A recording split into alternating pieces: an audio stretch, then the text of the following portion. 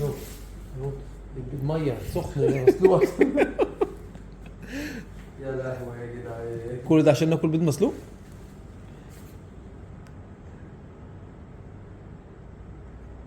ترجم يا ريس ترجم.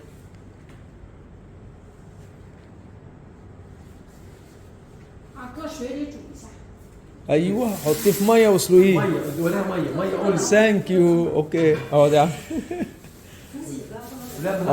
شويه بطاطس، شويه بطاطس بقى على رغيف عيش، رغيف عيش. طيب يا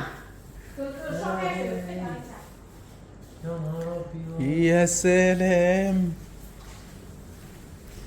كل ده عشان ما ناكلش لحمه. عايز ايه؟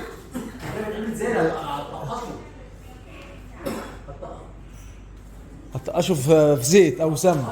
لا اعمليه مسلوق في الميه. انا خليت انا 10 دولار عادي.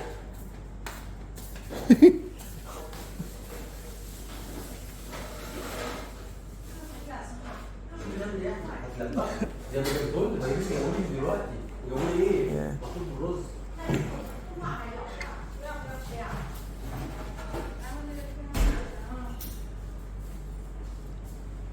انت بتعرف تتفاهم معاه يا ماجد؟ 23 ان ووتر، ان ووتر، خلاص هسه عملي بقى. ان ووتر. الباقي المغربي اسلوب الباقي المغربي. ايج ان ووتر. يا عم انا مش هدافع حاجه. لا هو يصل.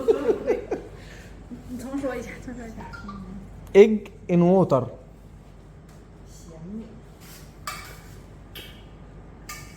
لو كتبت مسلوقه تفهم. اوكي خلاص تعمل اللي هي تعمله.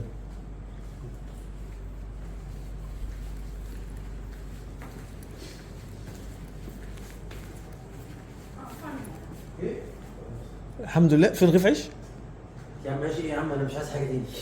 ماشي. يا لهوي ايه ده يا احمد؟